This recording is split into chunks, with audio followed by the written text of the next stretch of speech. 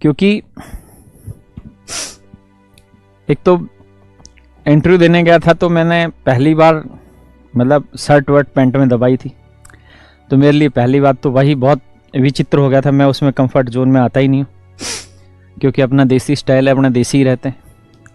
दूसरी क्या थी कि बाल बिल्कुल छोटे छोटे करवाए थे और बिल्कुल क्लीन शेव था, और इतना भद्दा दिख रहा था, मैं अपने आप में महसूस कर रहा था, क्योंकि बाल मेरे थोड़े मोटे हैं, छोटे बाल रखता हूँ तो बिल्कुल खड़े हो जाता है ऐसे शकुनी की तरह यूँ सीधे सीधे, और बिल्कुल छोटे छोटे बाल।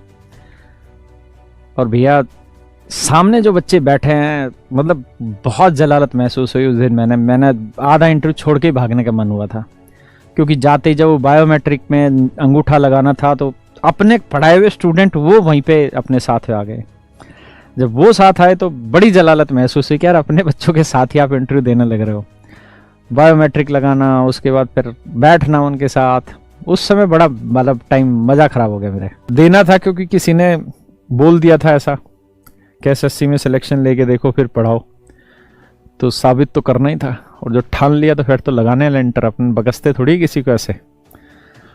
फिर इंटरव्यू हुआ तो इंटरव्यू में मैं जानता ही था कि मैं लाइक करूँगा उस चीज़ को, क्योंकि मैं सबसे एज के लास्ट पॉइंट पे था उस टाइम पे मैंने दिया। तो हर कोई जब आपका बायो जाता है वहाँ पे तो उसमें सारी डिटेल लिखी रहती है कि इस समय आप कहाँ वर्किंग है, क्या आपकी क्वालिफिकेशन है, क्या है, सारी चीज़ें पता थी, मतलब लिखनी पड़ती है, वो रहती है।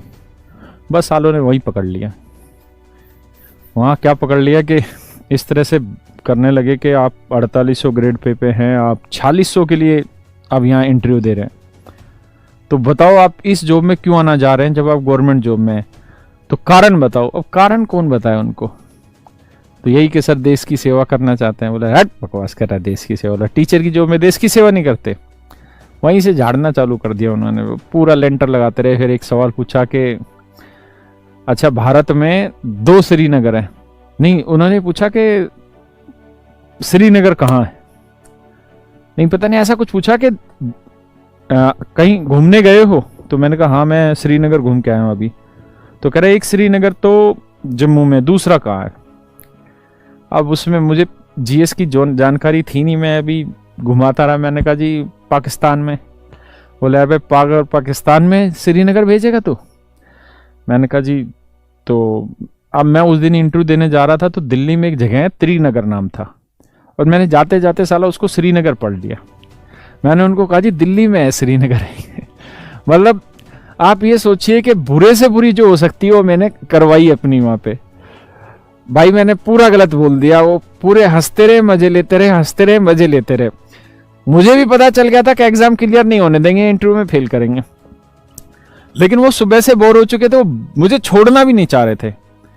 और मेरा जो इंटरव्यू पैनल था उसमें जो सीनियर था, जो सेंटर में था, उसने तो इतनी बुरी हालत थी, नाक के यहाँ ऑक्सीजन की नली लगा रखी थी, बुढ़ापा बिल्कुल। भाई कती पकड़ के बैठ गए और घनी देर पहले गए। अच्छा ये बताओ, तो ये बताओ, श्रीनगर पे खींचे गए। फिर मैंने कहा सर अच्छा आप ये बताओ कि श्रीनगर है कहाँ दूसरा? फिर उन्होंने बताया, तो नहीं हिमाचल बताया या मुझे उत्तराखंड, कहीं इधर एक श्रीनगर आता है, अब तो मैं भूल गया, शायद हिमाचल या इधर उत्तराखंड में कहीं एक श्रीनगर आता है।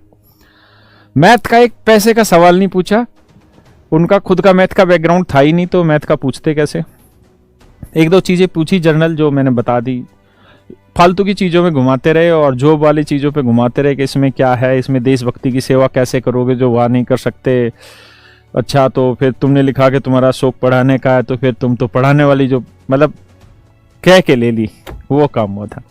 इसलिए मेरे शायद 50 या 52 नंबर दिए थे इंटरव्यू में। चलो आओ, लेकिन जब रिजल्ट आया तो मुझे बड़ी खुशी हुई कि सालों ने कम दिया लेकिन फेल नहीं करा मुझे। आओ दोस्तों,